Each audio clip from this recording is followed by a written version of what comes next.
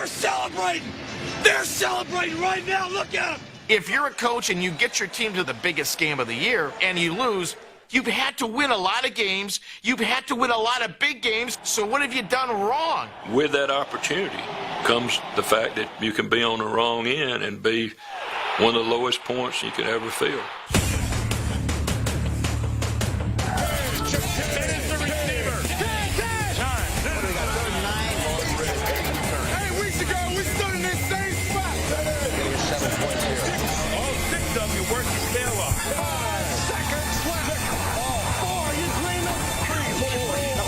Number 3. Evidently 2 Russian 2 weeks.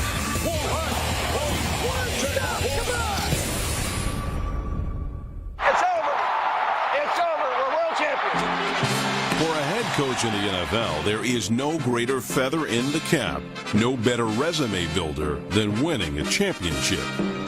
The flip side of that is a career without one, a failure. Sometimes he wins, sometimes he loses. You got to be good, and you got to be fortunate enough to, have somebody miss a field goal. Got the distance, it is! Sometimes it's a matter of, being in the right place at the right time or the wrong place at the wrong time. I mean, there are a lot of great coaches that didn't win a Super Bowl. After the game, I think we should shake hands, one way or another. I just hate when any coach gets labeled as a guy who can't win the championship. Most of the time it comes down to the bounce of the ball, or it comes down to the players. When you have that many teams in a playoff situation and you can't get over the hump, you got to look at the coach. The enemy is me. It's not them. The measurement in all of sports is championships. Did you win one? How many did you win? We'll answer that question. Who is the best coach who's never won a championship? You think you know, but you don't know. The number 10 coach who never won a championship, Jim Mora. Playoffs? Playoffs? Playoffs? Are you kidding me? Playoffs? Playoffs? Don't talk about playoffs. Playoffs? I mean, he lives on through eternity for his sound bites. You kidding me? Playoffs? Good coach, not a great coach. If Mora is a soundbite like Belichick, We just didn't make enough plays to win. I don't think he's remembered as a top 10 coach that never won a Super Bowl. Not being able to get over the hump is something he's always going to live with as a head coach. He just unfortunately had this supreme misfortune of being in the same division at the height of the 49ers dynasty. We shouldn't be thinking about beating this 49ers. We shouldn't be talking about it because the Saints ain't good enough. They won 12 games in New Orleans twice and didn't win the division. The one year they went 10-6 and didn't make the playoffs. You kidding me? Playoffs? Mora may be famous for his playoffs rant, but he is infamous in New Orleans for his failure to actually win in the playoffs. His Saints went 0-4 in the postseason, but in 11 years, he won more than 54% of his games in a town that had never seen a winning season. What Jim Mora did in New Orleans was change a culture and an atmosphere and an environment. He brought legitimacy to the franchise, which it never had for decades. I'm very proud of what this team's accomplished. Great defenses in New Orleans that he never gets enough credit for. 4 linebackers go to the Pro Bowl. When they blitzed and they came after us, we had no success against them. I mean, I played against them in a playoff game in Philadelphia. We beat them, but that's only because they called the dogs off. For whatever reason, they stopped in the second half. I don't know what Jim Mora was thinking about that day. We couldn't do diddly-poo offensively. We couldn't make a first down. We couldn't run the ball. We didn't try to run the ball. We couldn't complete a pass. We sucked. Our number 10 coach was faced with a similar situation when he took over the moribund Colts. In his second year, he piloted the greatest turnaround in league history, but his postseason difficulties continued. The Colts went 0-2 in the playoffs, running Mora's career playoff record to 0-6. He leaves, Tony Dungy comes, and they have an extended period of excellence. And I think Jim Mora deserves a lot of the credit for helping get things pointed in the right direction. That's inexcusable. Inexcusable. Quite to the contrary of what a lot of people think, Jim Mora did a great job here. we needed discipline when Jim came in. You know, the fact that he didn't win a championship was more so the fact that he didn't have talented enough players. Jim Mora won championships. He won the championship in the United States Football League. Ah, that's correct. He did win a championship. And I don't believe many people take the USFL seriously. For someone like Jim Mora, you got to look at his overall record and not just paint his career by the fact that he didn't win a Super Bowl. What are you doing? Up next, His teams are never bad enough to get him fired, but they're never good enough to put him on that short list of the guys who are clearly the best NFL coaches. Well, let's go. That's you then. the staying power of number 9 on our list.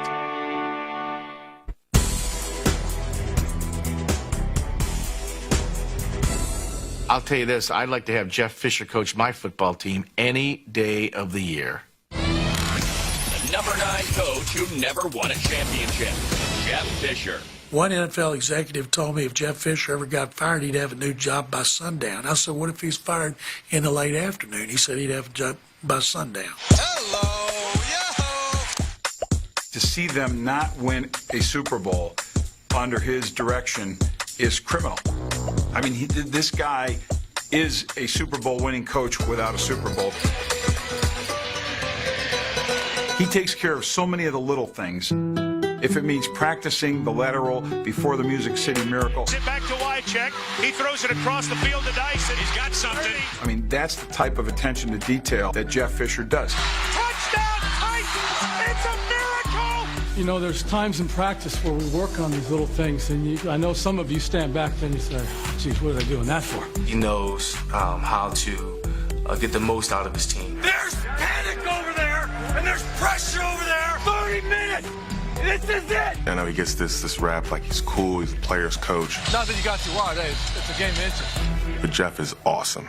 But his teams have faltered in the postseason in big spots. He's never won it. It's a tough thing to get to. It's like trying to catch a fish barehanded. You know, you think you got it in your hand and you try to grab onto it, you know, it slips out. And for Jeff, he's done everything. He's had great teams, he's had great players, he's been in a situation. The all-time winning coach in Oiler Titan history.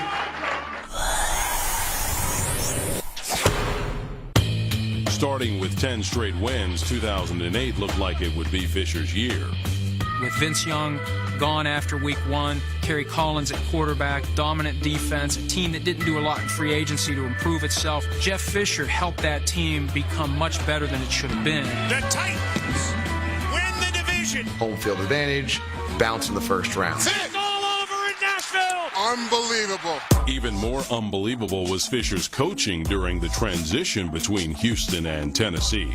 The first year the Titans had a home, our number 9 coach led them all the way to the Super Bowl. McNair drops, throws right side for Dyson. He dives for the end zone. Didn't make it.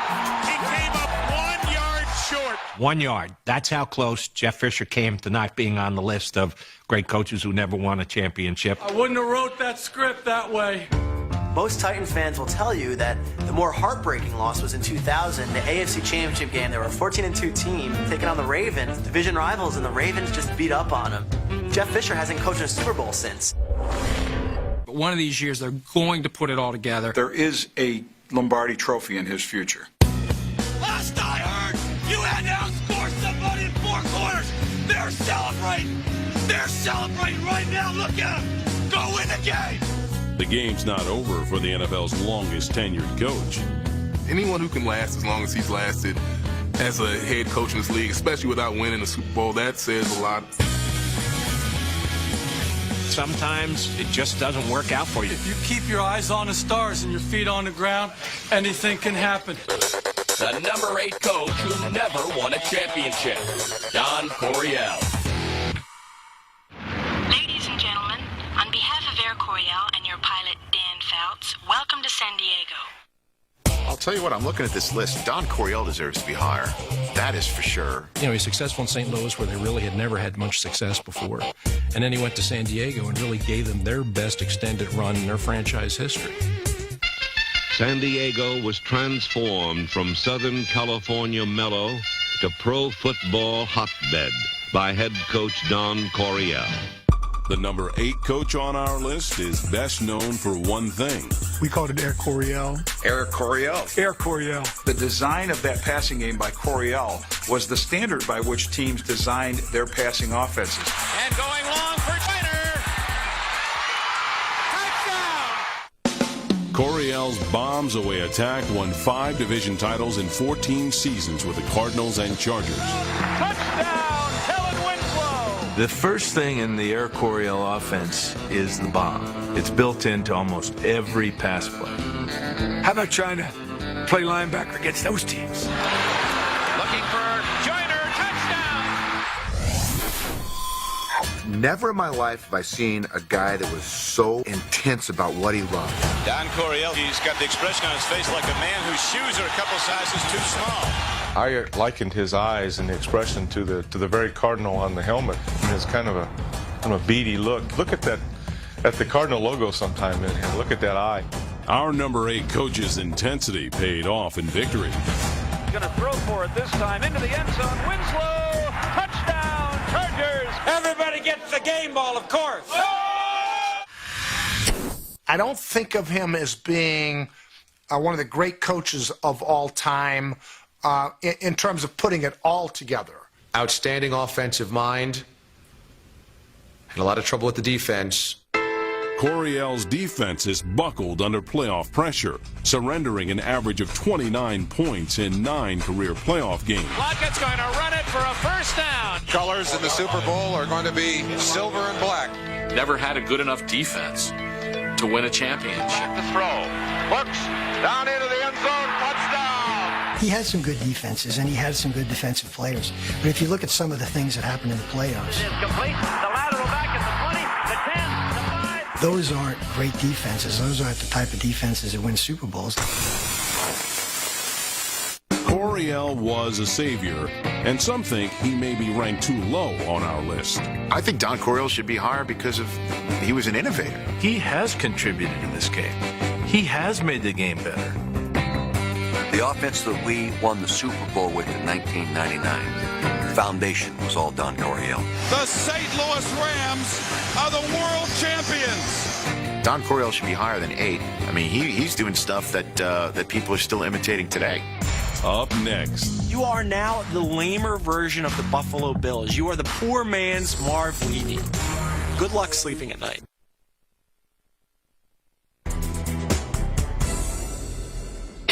It's tough to lose when you get so close. Some of the coaches who suffered the worst heartbreak just missed making our list. Doesn't seem fair. 49ers coach Dick Nolan was knocked out of the playoffs 3 years in a row, each time by former mentor Tom Landry. Dennis Green led the Vikings to the playoffs 8 times with 7 different quarterbacks. Give yourselves a round of applause.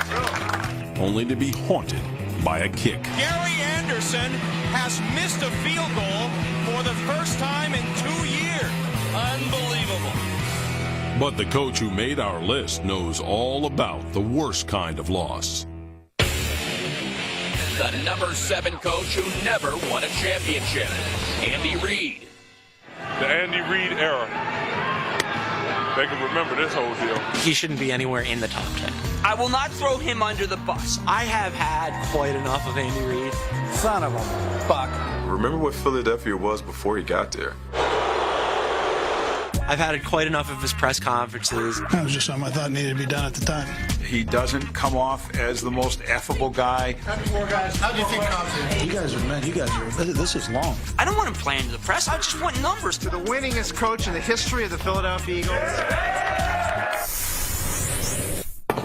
The bane of his existence as an NFL head coach has been the NFC title game. The back-to-back excruciating 3 losses. For the 3rd year in a row, the Eagles reaching the conference championship game and going no further.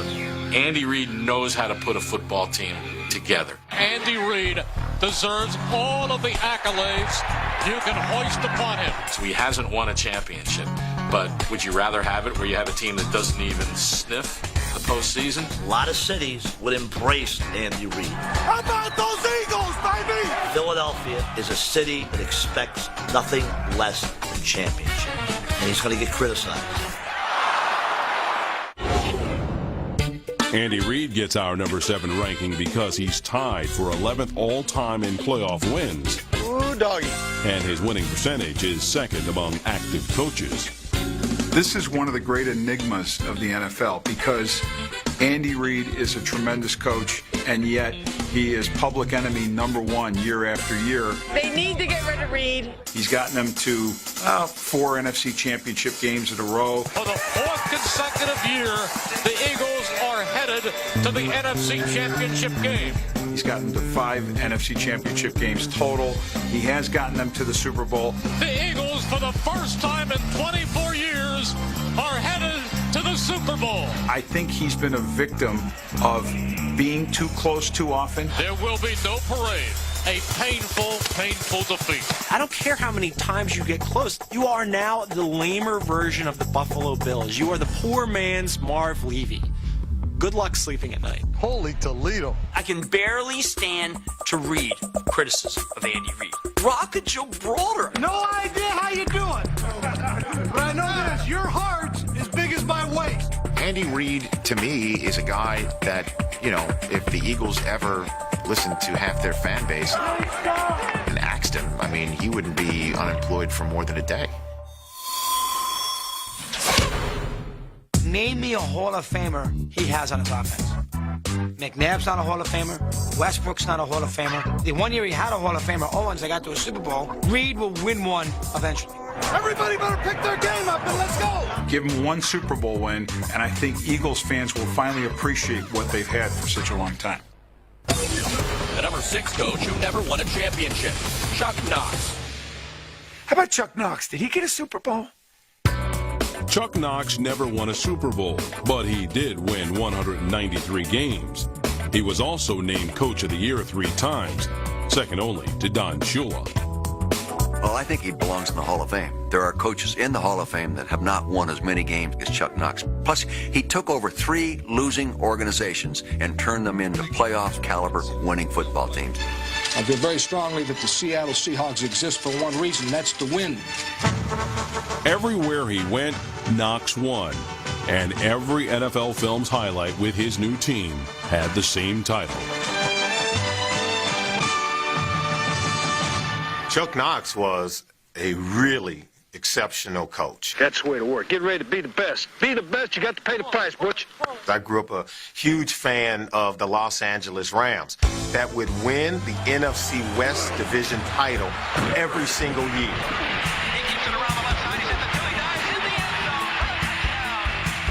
Under Knox, the Rams never missed the playoffs, but they never got past the NFC Championship, losing the title game 3 years in a row. It doesn't make any difference whether you were 0-16 or won a Super Bowl championship. You got to prove yourself each and every year. For Knox, it was the same in Buffalo and Seattle. The Seahawks are going to play in the AFC Championship game. Instant success, ultimate failure. When I think of Chuck, I think of workmanlike, conservative, play it close to the vest. And unfortunately, that doesn't win big games. Well, his nickname was Ground Chuck. Ground Chuck. Ground Chuck. Because he liked to run the football. When you talk about establishing the run, that's what Chuck Knox did. Yeah, I worked for him. We normally thought in terms of running the ball 35, 40 times a ball game. And if you didn't do that, then you weren't really trying to win in the Chuck Knox style. Joe, get him in! Joe, get him in there! And Chuck had a knack for building rosters. He always wanted those veteran guys in the locker room, the Phil Villapianos, the Conrad Doblers, the hard-bitten guys who were there to instill a certain amount of toughness. His style was blue-collar. His philosophy spelled out in a series of sayings that became known as Knoxisms. I have pages and pages of them. We're going to go to Detroit. We're going to be like hitmen. We're going to make the hit and get the hell out of there. Don't tell me how rough the water is. Just bring the ship in. Faint-hearted never won a fair lady. Be the best. You got to pay the price, Butch. I do not hear what you say. I only hear what you do. And that's Chuck Knox. And when he said that to you, you better go out and make some tackles. 2 great things about this business. 1 is winning, and 2 is getting paid. Over his 40-year career, our number 6 coach turned losers into winners, but he never captured a championship. The commitment is to win, but we're not miracle workers. You know, in my mind, Chuck's the best coach I ever played for. That he's never been able to win a Super Bowl is true, but I don't think it was Chuck's fault. I think he was a Super Bowl capable coach for a long time. Coming up, number 5 on our list. He simply had teams that not only lost, but lost badly in the biggest games that he ever coached in.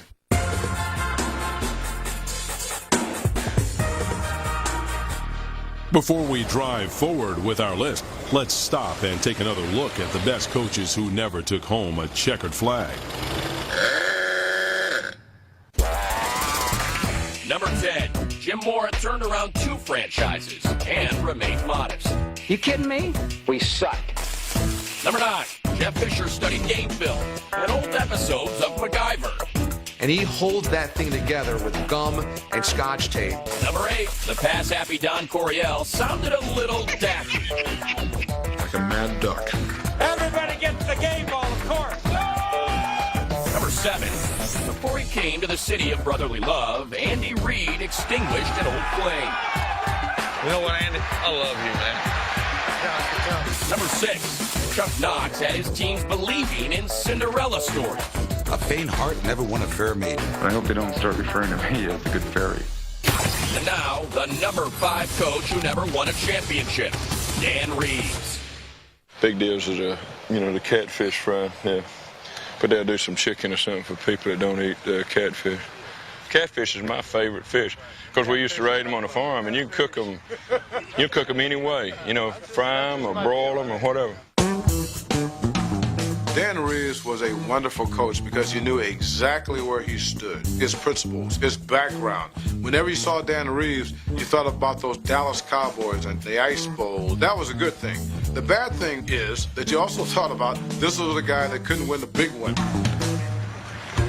We had 4 cracks at the Super Bowl. The '89 Broncos had no chance against the 49ers, and the score showed. The '98 Falcons had no chance against the Broncos, and the score showed. Denver Broncos have beaten the Atlanta Falcons 34-19. But the 2 that I think probably continue to gnaw at Dan Reeves when he's laying in bed at night would be the '86 Broncos and '87 Broncos. They led both of those 2 Super Bowls. They had a chance to win each game. They didn't get it done.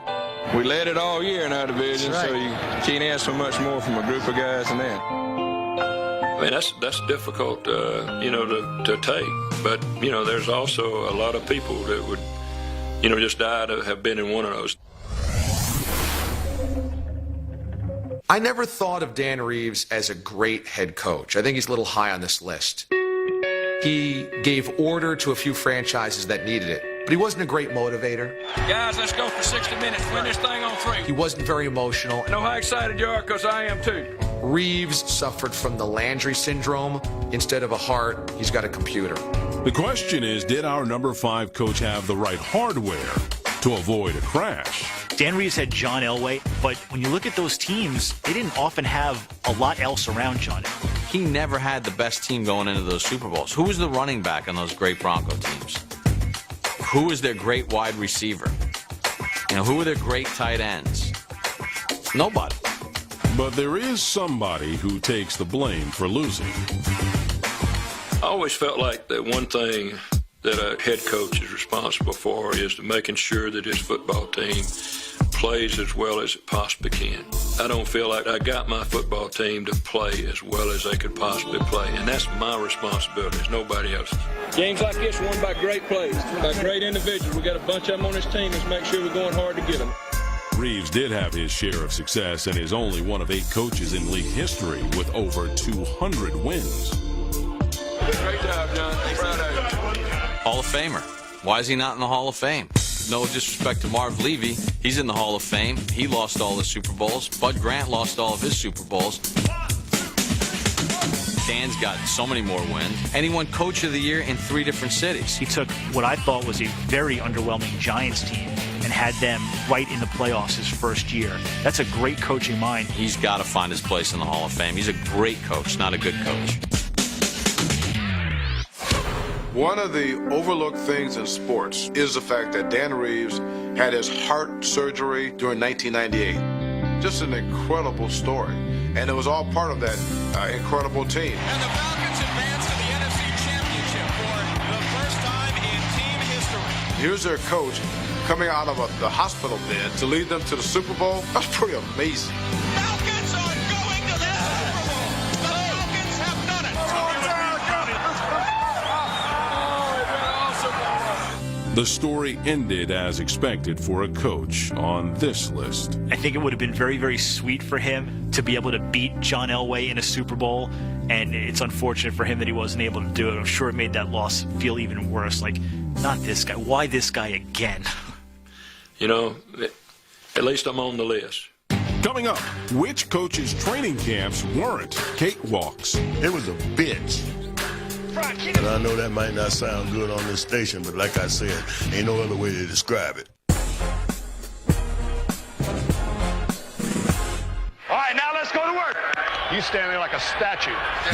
Some of the NFL's more colorful coaches just missed making our list. You want me to comment on that? Robert Red Miller led the Orange Crush to Super Bowl 12. Sam Weish brought the Bengals to the brink in Super Bowl 23.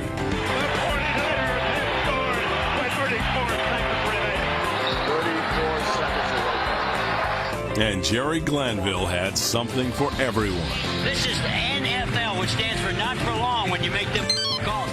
But the coach who made our list was a character in his own right. The number 4 coach who never won a championship, Marty Schottenheimer. I love on the list, there's only one coach identified by his first name, sort of like Cher or Charo of the bunch, and that's Marty. There's a gleam, man. There's a gleam.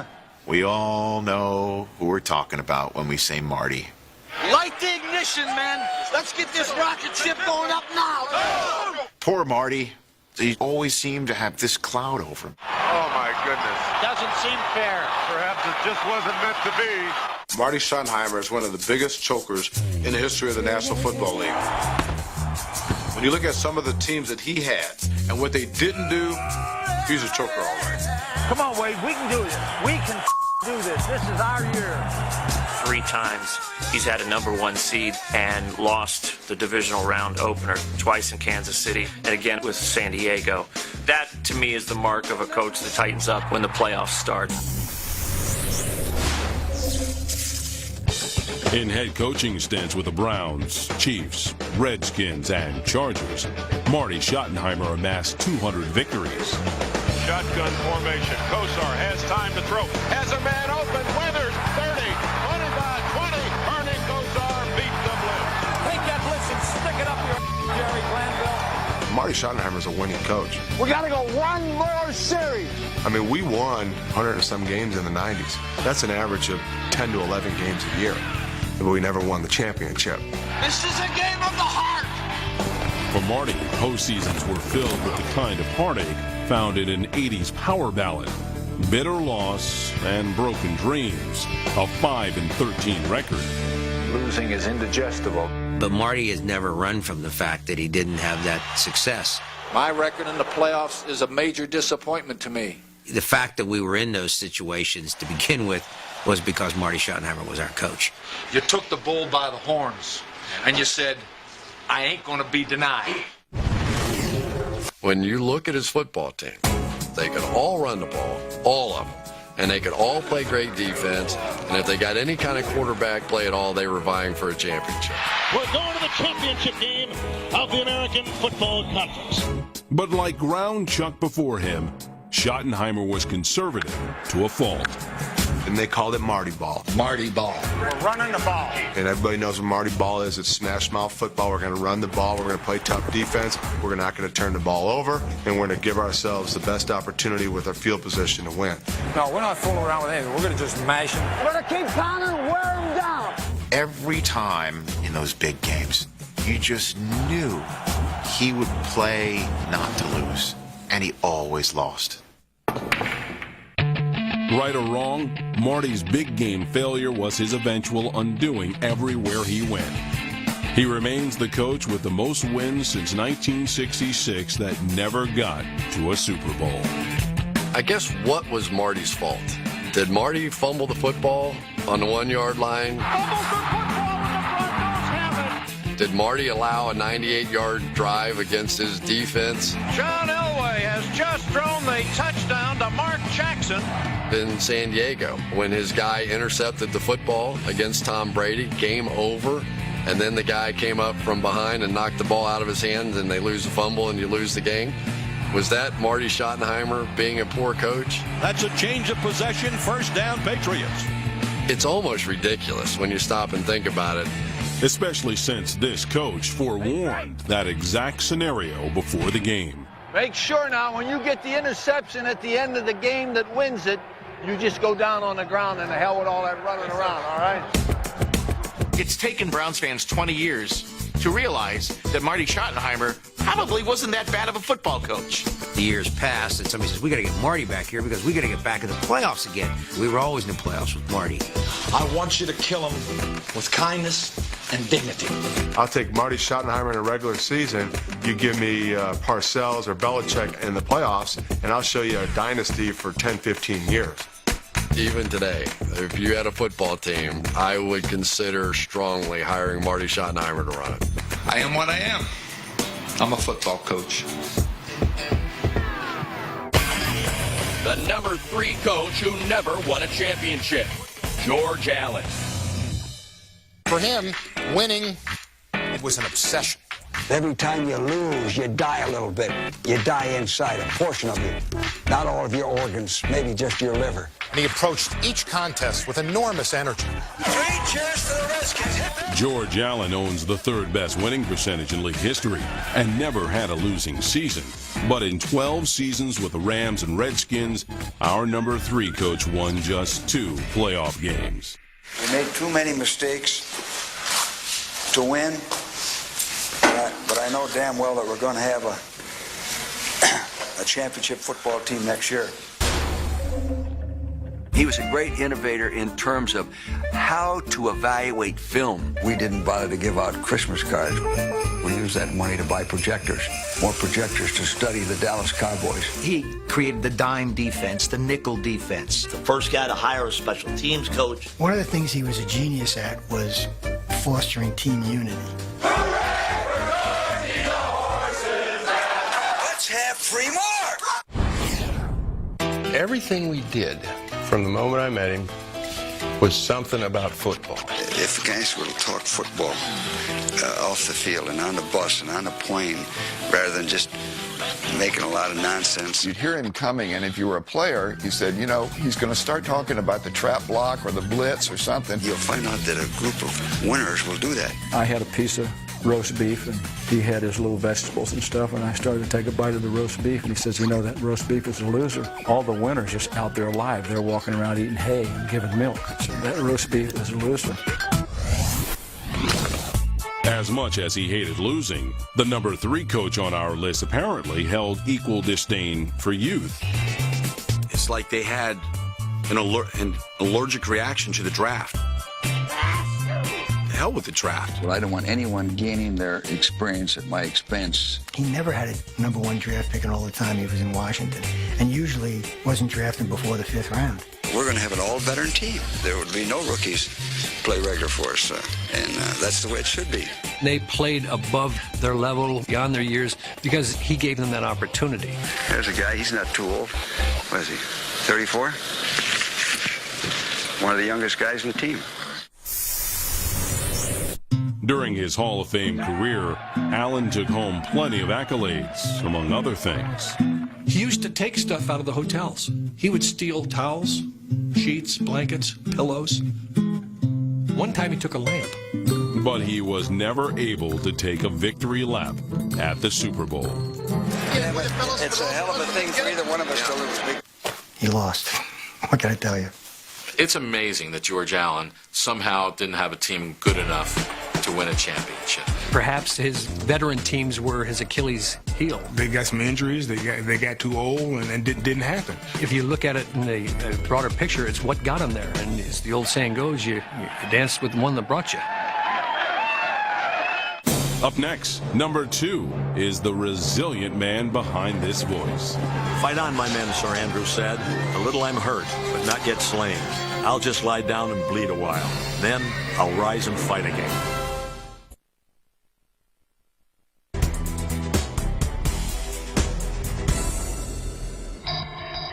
Plenty of coaches failed to win championships because they ran into a dynasty.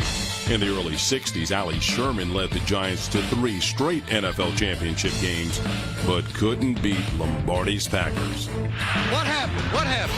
Bum Phillips' Oilers made it to the AFC Championship in 1978 and 79, but let it slip away both times to the team of the 70s. They say the harder we played, the behinder we got.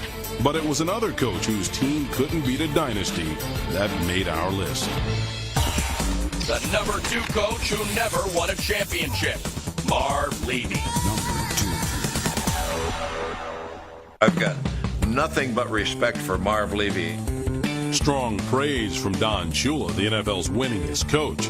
In fact, Shula had a winning record against every coach he faced, except Marv Levy. Levy dominated Shula by a 17-6 margin. Wonderful team in Buffalo. And Lord knows they had the Miami Dolphins number. Our kind of day. Great day for football. Levy turned around Kansas City before things fell apart. We're not playing worth it. His Chiefs never made it to the playoffs, and Levy moved on to become head coach of the sad sack Bills, finding Buffalo to be a perfect fit. Where else would you rather be than right here, right now? Where else would you rather be is the perfect thing. That's a mantra. Can't find anyone. Now he throws. Touchdown! The Bills and their K-gun offense made plenty of headlines, except the one that truly mattered.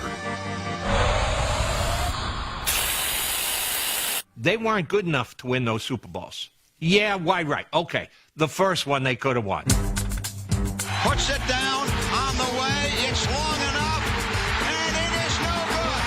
He missed it to the right with 4 seconds to play. I mean, how is that Marv Levy's fault? That doesn't make him any less of a coach. The Giant game, I cannot give him a pass on. They were the better team. He lost the game, so that's why I have problems with Marv. If there's a key, it is the resiliency of this team. In the 3 following years, the Bills were back. Same team, same results. Once you find something that works, why work any harder? Just use the same crap. Cowboys were the better team both times they beat the Bills. The Redskins were the better team when they beat the Bills. What a terrible disappointment for the Bills. The wheels came off completely. Disaster. Somebody's got to win, somebody's got to lose. Why do we deserve to lose the way we did today? I think it's the players' fault. We had some great players, but there was always a weak spot. Levy will be remembered for his 4 Super Bowl losses, which is a little bit unfair. 4 Super Bowl losses are unfortunate. They are not because Marv Levy was a bad coach. Anybody ever think how hard it is to get to 4 Super Bowls in a row? Tough to get there. Yeah, I'll tell you one way to never lose a Super Bowl game. Don't get to it. To do that 4 straight times is remarkable. It's definitely one of the greatest coaching feats of all time. That's not just hot air. Marv Levy won 143 games in a Hall of Fame career. I'll make excuses till the cows come home because I think he was a brilliant coach. Who knows what his legacy would have been if Scott Norwood makes the field goal. That could be the best coaching job over a 4-year period we've ever seen. Marv Levy's probably the best coach that has never won a championship. Coming up. Hey, I just have one question. Who's number 1?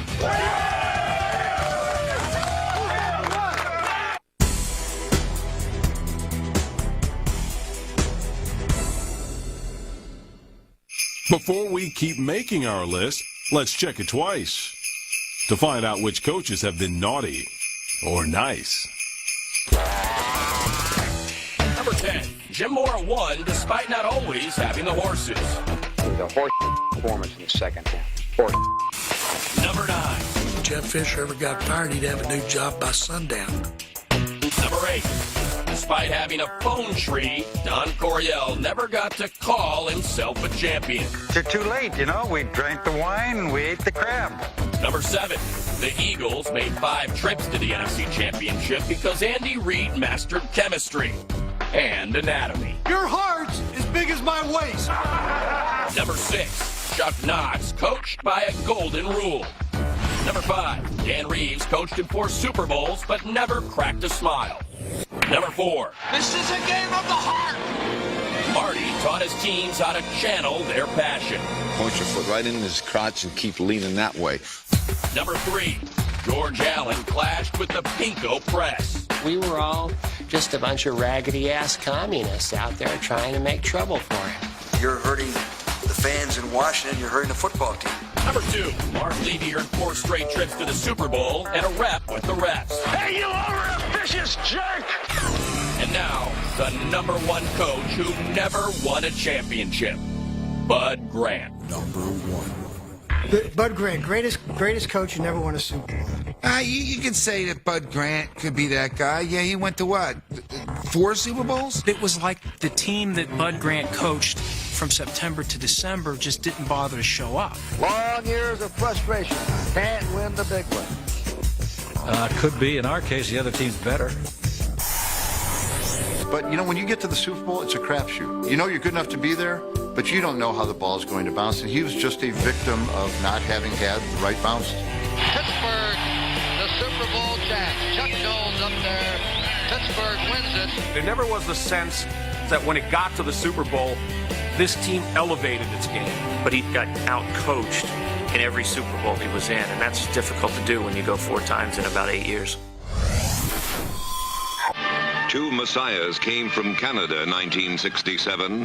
One was new head coach Bud Grant. Grant earned number 1 ranking by instilling discipline to a Minnesota team that had none. He had a lot of different rules, things that we weren't accustomed to.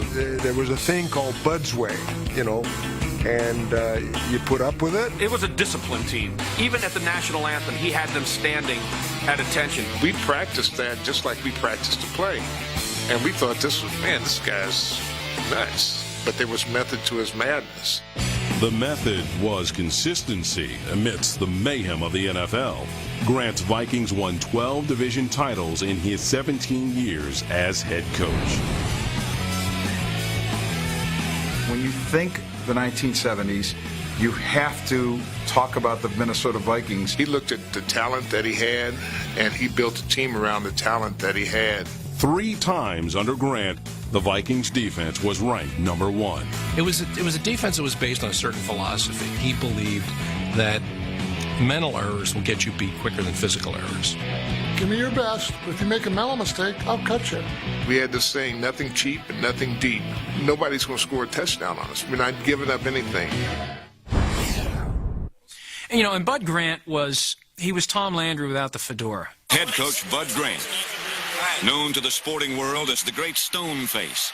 I think too much was made of his stoic behavior on the sideline. The feeling of emotion, the sense of victory.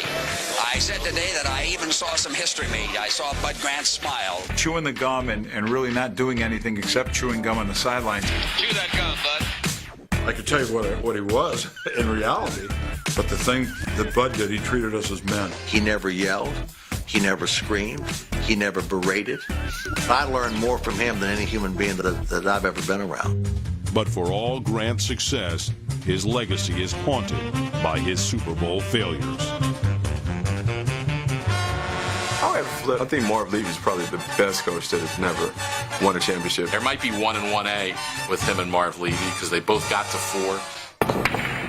So that concludes our countdown. What have we learned? I just think it's, just being in the wrong place at the wrong time. Yes, sometimes luck plays a role. And it is no good. But other times, all the good karma in the world won't make a difference. The simplest answer is the truest, is he didn't have the better team any of those days. But Super Bowl or no Super Bowl, our list contains some of the greatest head coaches in NFL history.